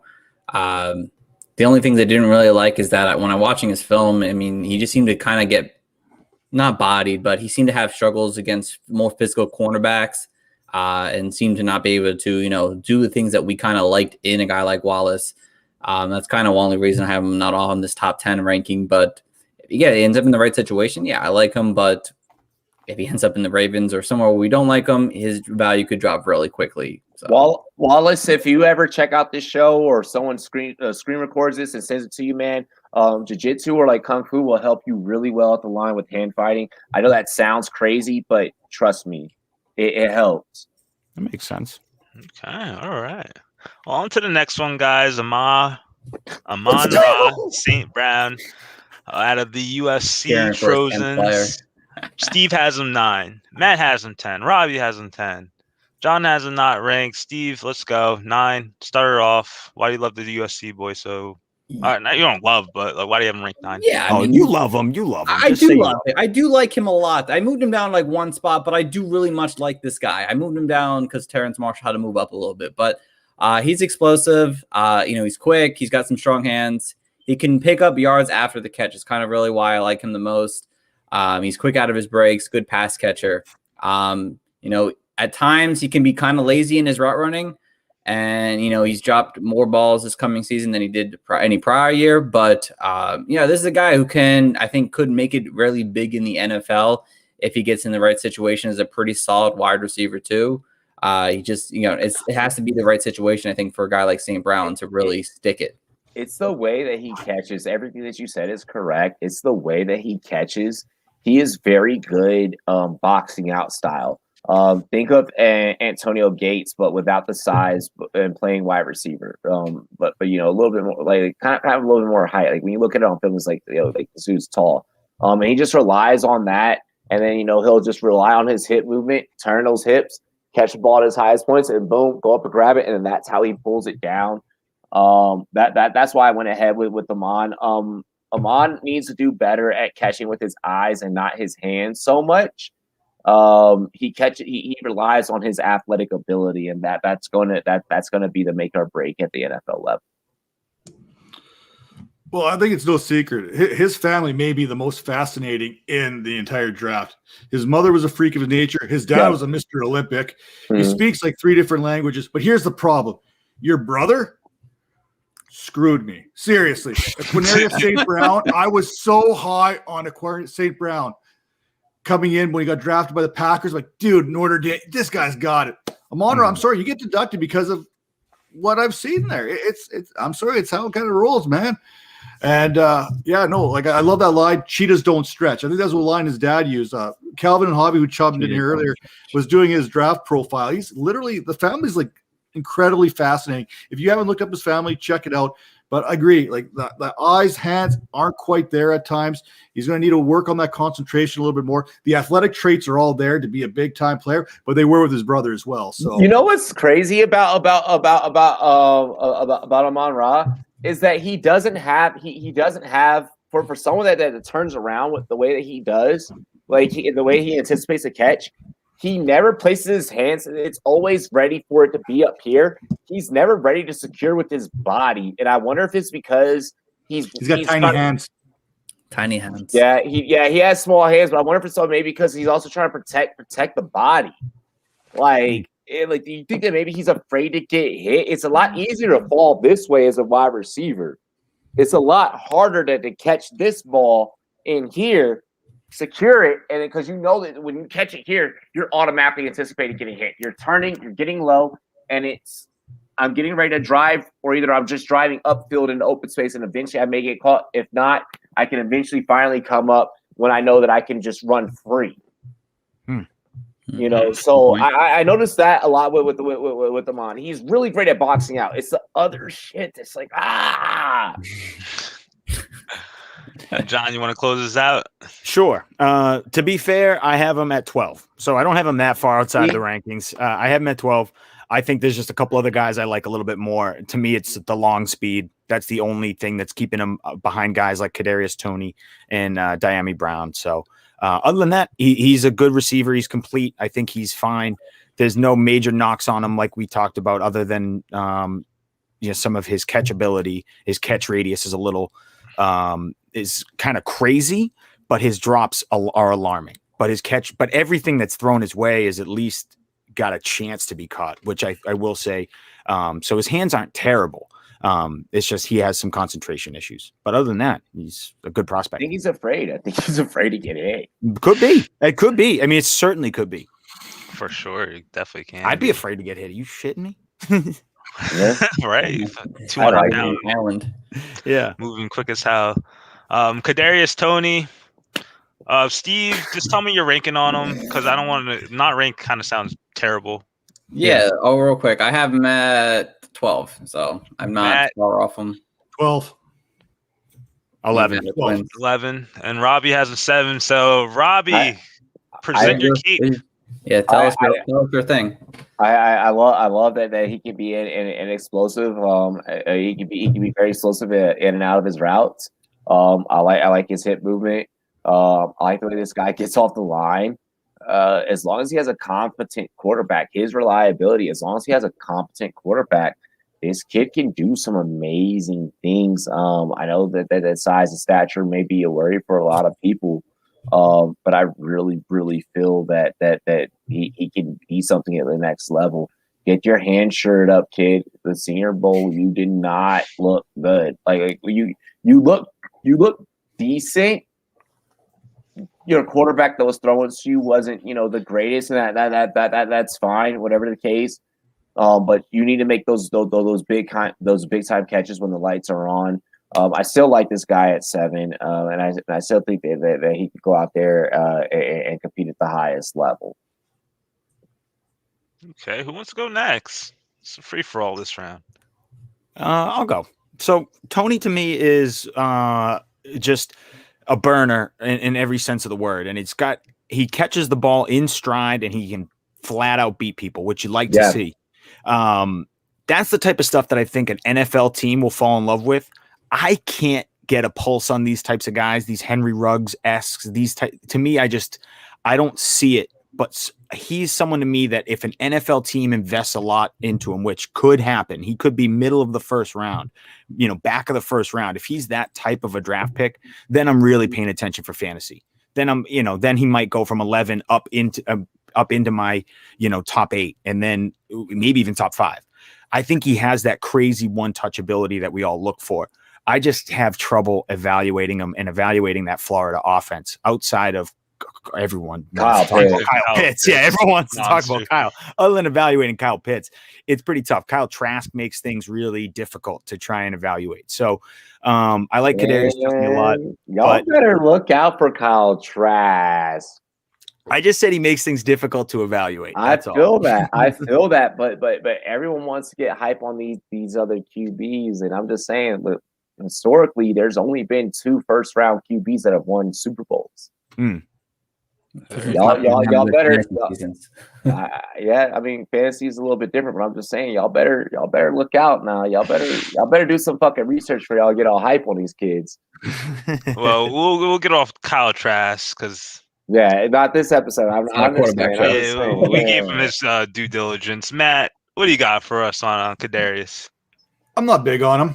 I think there's about 6 or 7 other slot type receivers that do what he does and do it better than what he does. I'm not going to say he's not going to be a good player at some point or do some good things in the National Football League, but for me right now, I would even say Amari Rodgers is a better slot than him right now, because I think he could do stuff out of the backfield as well. So you could probably put Amari Rodgers, line him up at running back, which teams have been doing, where I don't think you could do that with Tony. So I think there's more value in a guy like Rodgers than there's a guy with Tony. And then you look at these other slots, Elijah, Rondell. We kind of throw even Terrace Marshall did some stuff out of the slot. There's a lot of slot receivers in this draft. If he was an outside receiver with those intangibles, or this was a heavy outside receiver draft, maybe Tony gets bumped up a little bit. But right now, because of the depth at the slot position, he gets knocked down. Interesting points like that. A lot. I forgot. It was such a long thing. But Steve, did you go yet? No, I didn't go yet. But we don't let Steve talk very often. Yeah, I don't get to talk on my. Steve, you get to take it away. Then go ahead. It's fine. That's why we bring the guests on. They know things too. Yeah, real quickly, like, it's just that I really don't know where to evaluate him in the right place. Like, is he gonna be a guy who sees a big role in this offense? Is he gonna be a guy who, like Mecole Hardman, who we want to have some kind of big role but never gets to that kind of I can see that. Like, he's thin, he struggles in battle, like in like contested catches. Again, he's got yards out of the catch ability. He's got electric to him, but what role will he really have in the NFL? And that's my biggest concern. That's all. I don't have him in the top 10. I just have him 12, but he's got some things that you want to keep your eye on. You can't be mad at that. And then we're going to go to a name that's been floated around this podcast quite often, Nico Collins. I love Nico. Steve, give this all to John here. Give this all to John and Steve. Yeah, John, help us out. John. So, John. Nico Collins. Listen, this is not just coming from a Michigan fan. This is just coming from, again, someone who fell in love with these big-bodied, fast wide receivers. That's exactly what you're getting. In a draft of very short wide receivers, Nico Collins is 6'4" and runs a sub 440. Sub 440? Yeah, it's a lot of fours. But he's fast, basically.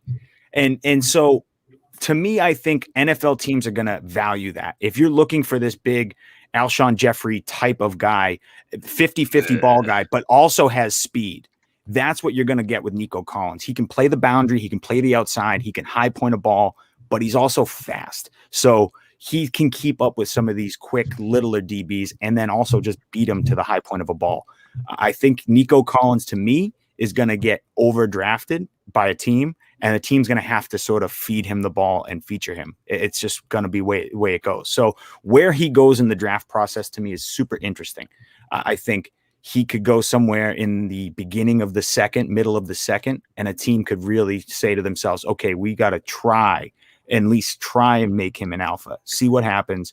And to me, I think if he lands in the right spot where they're going to do that, it could work, and it could work really well. I mean, he was playing. Michigan's offense was garbage. And he played and did some decent things in a terrible offense. Situation, yeah. It's a horrible situation. Shea Patterson sucked, and they didn't know how to call plays. Shea Patterson's the worst quarterback. And he still looked good. And so that, to me, factors in as well. Sorry, Matt, to cut you off, but I want to add that. No, we got the same type. We're not allowed to go hang out and pick up wide receivers together at the bar because we'll pick up the same guy. Oh my gosh.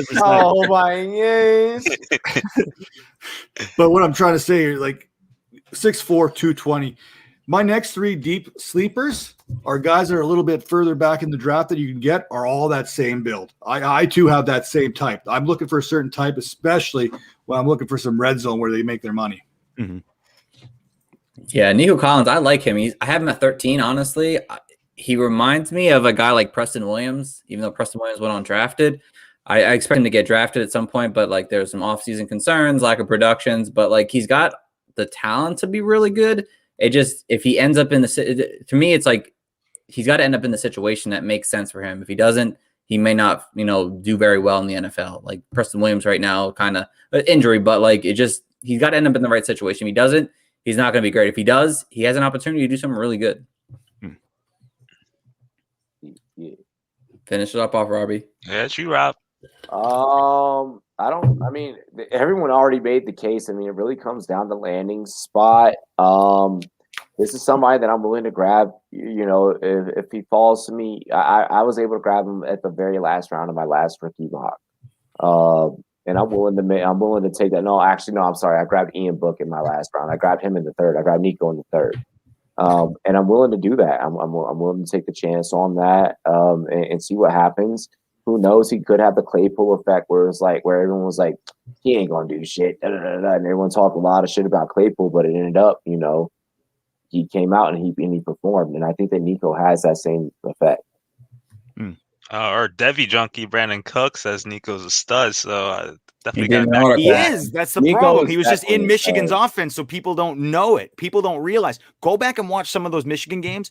It is ridiculous that he still has a job as a coach after watching some of those games. The fact that he's calling like it's 3rd and 6 and he's running, halfback dives. It's like, what are you doing? Like, this is not football. This is 1960s. This is ridiculous. Throw the ball a little bit, for God's sakes. Give the guys an actual chance to make a play. It's crazy to me. They had Donovan Peoples-Jones. He had actual athletic receivers and he didn't know how to use them. And that's the problem. That's the problem with Nico Collins. He could go somewhere in the NFL and they don't know how to use him. And he is a guy that he's not like Devonta Smith. I think that Believeland is figuring out how to figure out a DPJ. And I think that Nico, he'll go to a situation where unlike DPJ, people, the coordinators will know how to utilize them. So, I mean, we just got to wait and see. We do. He is a wait and see. And I love him as a late round guy. I got you, Steve. Facts. All right. Well, we'll head to the last guy on the list. I'm sure you guys have some considerations. Oh, yeah. At the top. Wow. I was thinking it was Palmer or Sage Surratt. Okay. No, we got Jonathan Adams, guys. Hold on. Let me scroll down my rankings a little. Oh God. I'm just joking. I'm joking. He's not that. Steve, go ahead. Start us off. You have him 10. I'm sure the others will fill us in on their rankings when they speak. So go ahead. Yeah, no, Mr. Adams, he just joined my top 10 early today, honestly, doing some film watch. I mean, this kid, he had a breakout season. He's someone who can win contested catches. He can catch the ball outside of his frame. He has the ability to track the ball in the air very well. He's got a big frame to him. Not many receivers, are his size in this draft here. He's very strong route runner. He very much reminds me of a guy like AJ Green. And that's a big, maybe bold take on it, but watching him on film with but Arkansas State, I just saw a little bit out of him. And I think if he gets in, again, it really depends where he goes in the draft. He could be someone who ends up being a steal in this year's draft here. I had to move up into my top 10. Watching this film one last time today, I was like, I have to. He looks fantastic on the field there. There's something about him. He had 10 games. You like him better than Josh Palmer and Sage Surratt? Yes. And I love those guys. And I love those guys too. I don't like Josh Palmer that much, but I do like Sage Surratt a lot. But I like Jonathan Adams. I love him. Apparently. I know Brandon likes Warren Jackson. He would. So I'll come to Steve's defense because he was one of my guys I had on my sleepers, right? I gave you a list. I said, this guy's legit, man. You want a guy who can jump out of the gym? How's 39 inches for you at 6'3"? 6'3", 39-inch vertical, 11-foot broad jump. This dude is explosive. He was putting up, you know what? If you're playing at Arkansas State, well, obviously he was with Kirk Merritt, Miami Dolphins receiver. when you're at Arkansas State, you are a small school. You better dominate. And Jonathan Adams Jr. dominated everyone that he faced. Yeah. He lacks a little of that top end speed. He runs about a 4.6, a 4.59. That's the only knock I have on him there, and the small school knock. But you want someone explosive. You're talking a guy who's 6'3", 210, 215 pounds, jumps out of the gym, makes some sick circus catches. He will posterize DBs in the end zone. AJ Green running 4.5 and coming out, just so you know. Hopkins was no speedster either. I'll give you that. The Razorbacks, they're playing up against. It's hard to get recognition and play for a school like Arkansas State, because of the competition that you're going up against. To still come away with 1,000+ yards in this final season, I'll give the man props. It's just he's a guy that's going to go and get it. He's a gamer for fucking sure. There's no denying that. I think I just like, and maybe it's the systems that they were in, Palmer and Say Surratt, having, maybe they made things look a little bit too easy for me, and I still have a little bit of time. This is the first time me sitting back on a podcast, and we're all ranking, and I've done many wide receiver rankings. It's the first time me sitting back, I'm like, all right, maybe I need to readjust and retool, because I have them at 14. In all of our other rankings, I've kind of been within one or two within each other of my list. So maybe I go back and I take a look. Okay, so you talk about a guy, you talk about these small school guys not face that big time competition. I know Kansas State is not a big time school. They're a good football team, right? We can all agree Kansas State's pretty good. Yeah. 8 receptions, 98 yards, 3 touchdowns against Kansas State. Mm-hmm. He can do it against the small schools. He can do it against the big schools. Saj there, he's starting to drop in my rankings. I'm starting to not be as high on him as I was prior to the process. I'm actually getting better on him. Damn. Yeah, I'm going the opposite. But it's mostly because me and John have a type. Yeah. It's funny, and Jonathan Adams kind of is getting into that type. He's, that big bodied, fast kind of guy, 6'3", 210. That's a nice size. So this to me is just, I don't know enough yet. I'll be very honest. Me and Brian and our projects and our rankings, we're still doing the pros, where we wait until the draft, the NFL draft, to really dive into the rookies. So he's someone to me who's a little lower in my rankings because I haven't watched enough other than a couple games here and there of Jonathan Adams where he stands out. I watch Arkansas State and he stands out. So to me, that's like step one. And now I go, okay, taking notes. Now let me go back and actually watch. So he to me is an interesting player and someone who I think I could fall in love with. I certainly like those types and that alpha sort of body. So I like the ranking at 10. It's sexy. It's really sexy to see a different name up there for a change. No, that's definitely if you like that, we got a real good one coming up. Oh man, I can't wait. Yeah, I think at this point, Jibs, I think we should let everyone kind of quickly talk about their guys outside the top 10 that they really like, that people should kind of, I mentioned my two, so I'll let everyone else go. My two are Palmer and Sage Surratt. So yeah, those are good ones too. Palmer and Sage Surratt are great. So again, I haven't I haven't done a ton because I haven't gone too deep. But Demetric Felton is someone to me that I like. He shows up a lot on film, shows up a lot on tape. When you're watching games, he seems explosive. He can also play running back, wide receiver, that Lynn Bowden kind of all over the place type of guy. So he's interesting. Just interesting. I think the way the NFL is going, if he lands in the right offense, he could be a fun prospect, and where he lines up, where he plays.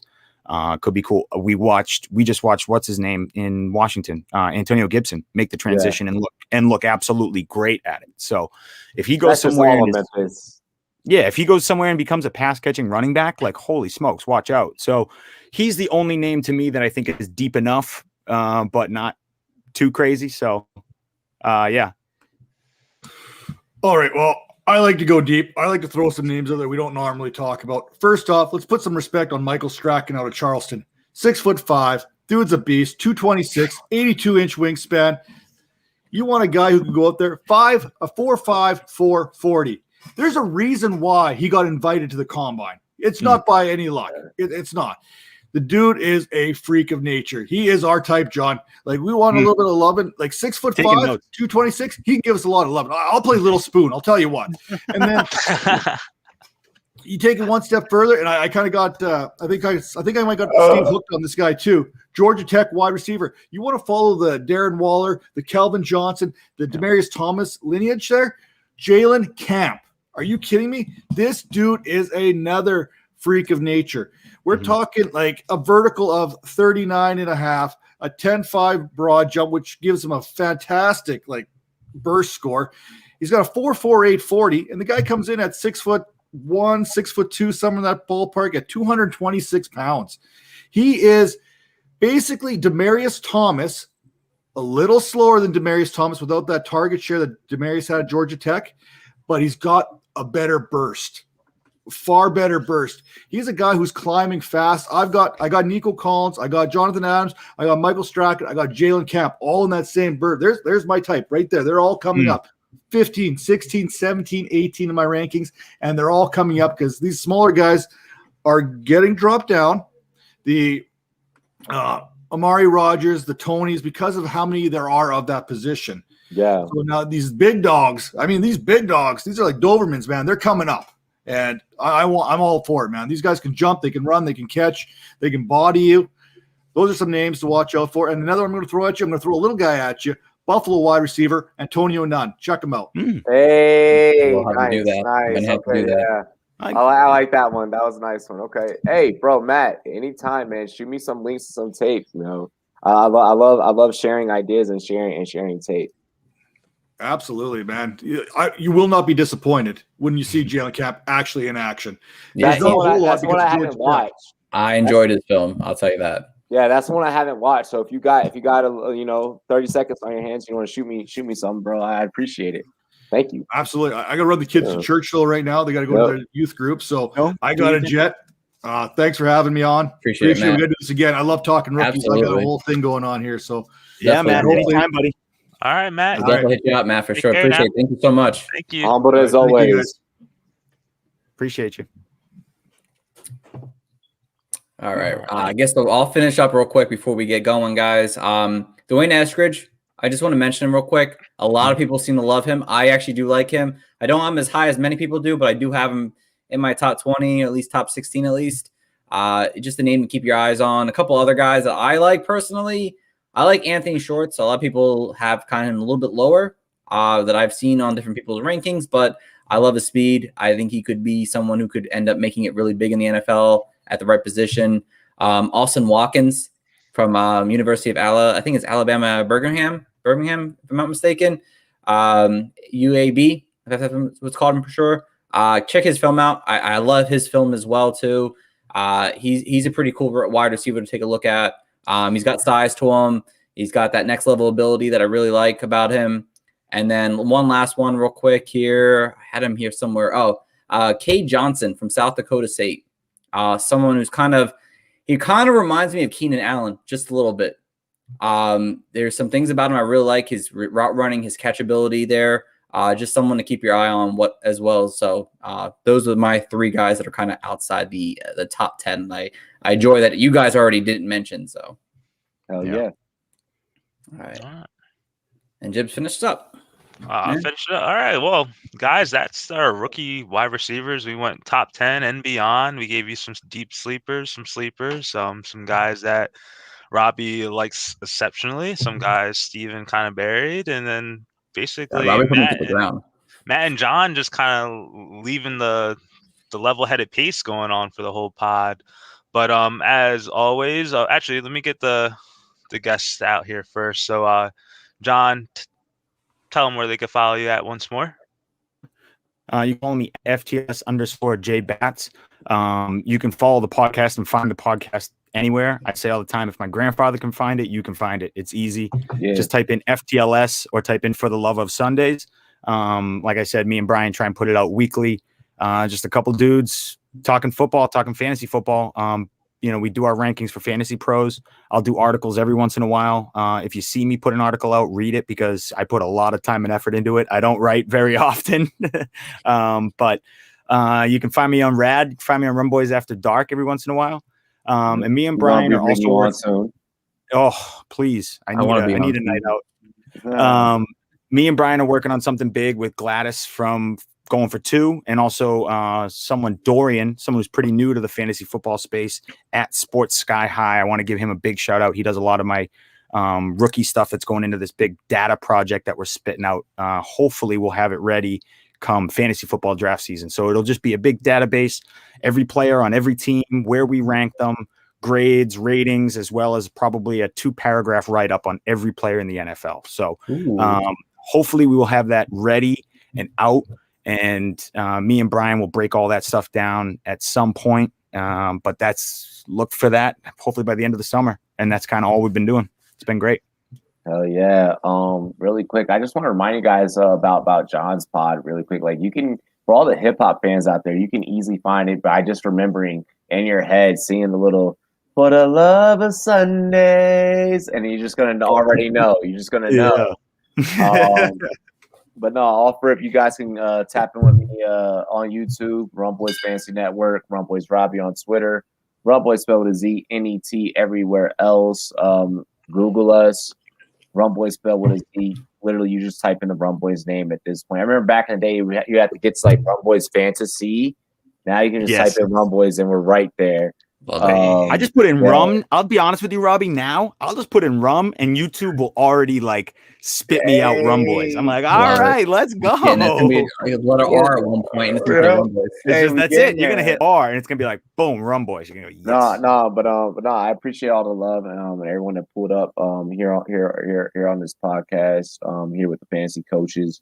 My audience that decided they want to pop in and transfer over and show love. Because that's what this community is all about. Everybody showing love to everybody. And download the Sports Me app. That's another way for all of you guys that, whether you have a podcast or you're a writer or you don't have a podcast, like you're a casual fan, that's a really easy way that you all can like plug in and connect with each other and get new users, get new people fucking with your shit. So Sports Me, hop on that thing. I love it. I've been getting better at Sports Me. I've been getting a little better. I've been getting a little better every day, Robbie. I promise. This old man is learning new tricks. I'm getting a little better every day. I encourage that already. Oh, yeah. Off top. Always need new ways to do some same shit, basically. But you can follow me at Hot Take Honcho on Twitter. Steve, let them know where they can find the podcast, and yourself, sir. Yeah, I'll finish things up, guys. I appreciate you guys both jumping on. Also, Matt as well. I just want to shout out to our boy Brandon Cook. He was supposed to be on tonight, so he got replaced by 2 great guests, you guys. So I just want to shout him out real quick. So I know he was kind of disappointed he couldn't be on tonight. So, but again, as always, guys, please follow us over on on Twitter at Coaches Fantasy. You can follow me at Coach Stephen P. And again, we'll be back next week with Robbie talking some tight ends and some other things we'll mention later. So tune in then, guys. Tight ends? There's more than one? Tight ends? There's multiple? There's multiple. There's multiple. There's multiple times we'll get Robbie on this month. So it's exciting, guys. Again, thank you guys for joining in. Thank you all for coming in and listening as you guys have. And once you guys listening on all our, major, streaming networks, whatever. Again, thank you guys for listening and take care and enjoy the rest of your guys' afternoon. Amen. Peace, love, and positivity. Love, piece of chicken grease.